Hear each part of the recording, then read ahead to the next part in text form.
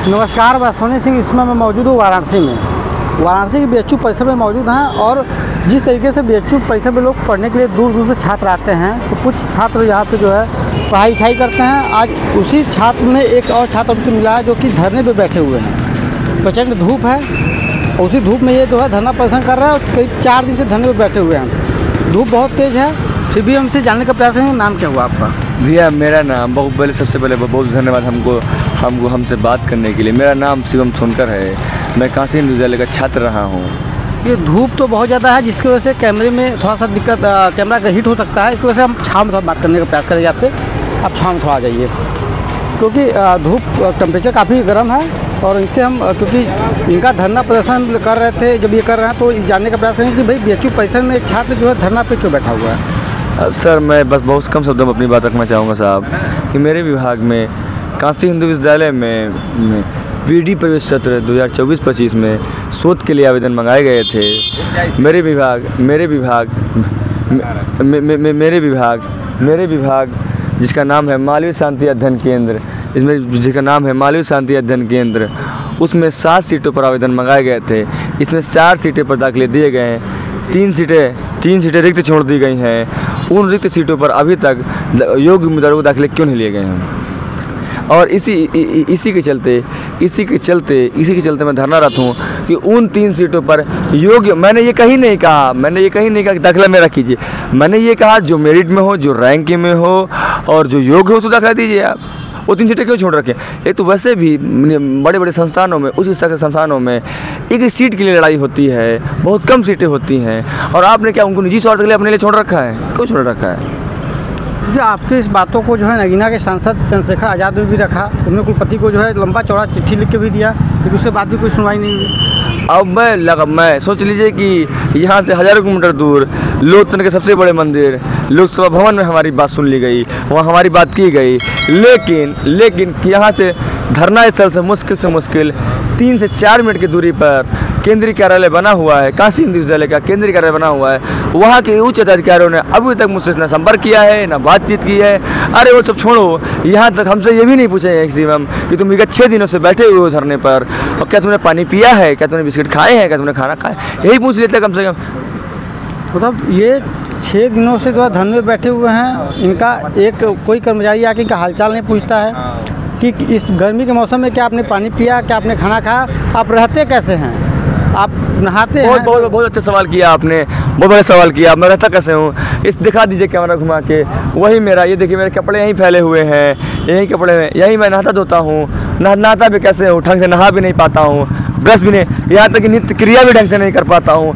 बस इन सब मुसीबतों को झेलता हुआ पलता हुआ मैं अपनी न्याय की लड़ाई लड़ रहा हूँ। मैं महामानव के मूल्य पर हूँ। मैं डॉक्टर अम्बेडकर दिए गए सम्मान पे हूँ, संविधान में चल रहा हूँ। मैं संविधान के दायरे में महामानव के मूल्यों को मानते हुए संविधान कानून और संविधान के दायरे में मैं सचिव धरने में बैठा हुआ हूँ। मेरी अकादमिक मांगे हैं और मेरा धरना एकल है। मेरा कोई पार्टी विशेष या राजनीति से कोई मेरा अर्थ नहीं है। मैं अपने एकल मांगों को लेकर धरनागत हूँ।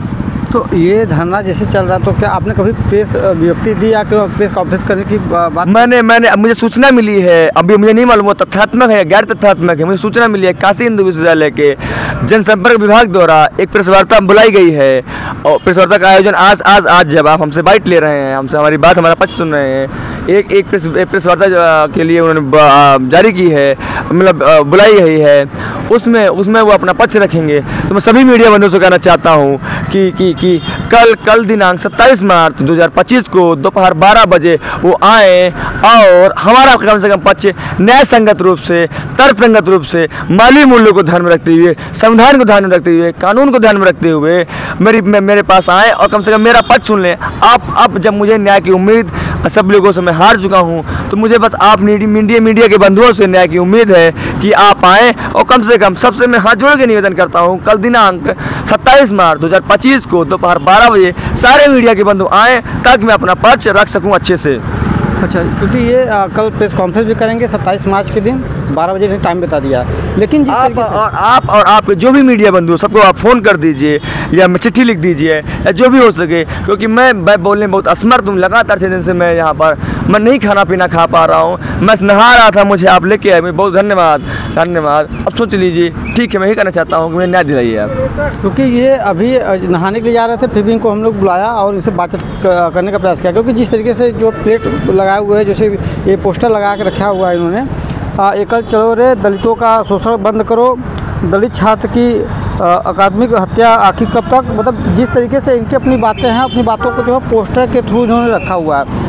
जिस तरीके से एक छात्र पढ़ने के लिए आता है, पढ़ने के बाद उसको इस तरीके से मजबूर कर दिया जाता है कि वो धरने पे बैठ जाए, क्या ये सही है? देखिए, ये भारत है और जिस मालवीय जी ने जो सपना देखा था कि समान शिक्षा और दलित पिछड़ों कमज़ोरों को शिक्षित करना, उस सपने को कहीं ना कहीं यहाँ की जो प्रशासनिक व्यवस्था है कमज़ोर कर रही है। अब आप सोचिए कि एक शिवम नाम सोनकर नाम का लड़का इतने दिन से धरने पर बैठा है पढ़ने के लिए, वो और किसी चीज़ का मांग नहीं कर, वो नौकरी नहीं मांग रहा, वो पैसा नहीं मांग रहा, वो खाना नहीं मांग रहा, वो कह रहा है मुझे पढ़ाया जाए। और पढ़ने के लिए जब उस व्यक्ति ने इतना हिम्मत किया कि वो आके बैठ गया। कई ऐसे नौजवान हैं जिनके अंदर इतनी हिम्मत नहीं हो पाती कि वो शासन प्रशासन या किसी व्यवस्था से लड़ पाए। तो मैं इस लड़के को, जज्बे को सलाम करता हूँ बहुत ही। और इस व्यक्ति के कारण मैं आपको बता रहा हूँ, विश्वास दिलाता हूँ कि इस बच्चे के कारण कई बच्चों का भला होगा।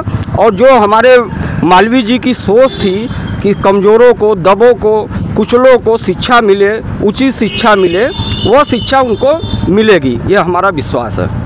तो इनका जिस तरीके से बराबर ये आरोप रहा है बीएचयू प्रशासन के ऊपर, क्योंकि ये इनका कहना है ये 8 बार नेट क्वालिफाई भी कर चुके हैं, पढ़ाई लिखाई एकदम सुचारू रूप से अच्छी चल रही है, फिर भी उसके बाद भी एक शिक्षित इंसान को जो है इस तरीके से परेशान किया जा रहा है महामनी की बगिया में। तो लेकिन ये कब तक ऐसी परेशानियाँ लोगों की चलती रहेगी? अब ये आप लोग इस देश के चौथे स्तंभ हैं और ये कम से कम देश को देखना चाहिए। और आप लोग दिखाइए कि यह बच्चा पिछले 7-8 दिनों से 10 दिनों से, जितना भी हमको क्लियर नहीं है, बैठा हुआ है, या क्या यहाँ की प्रशासनिक व्यवस्था और कोई अभी तक आज के इससे मिला नहीं, कम से कम इसको संतुष्ट कर देता है। यदि यह गलत है तो इससे आप मिल के मीडिया के माध्यम से उसको संतुष्ट करिए कि नहीं भाई तुमने, वो तो सारा डिटेल दे रहा है कि आपने हमें कहाँ रोका है, आपकी कहाँ गलती है।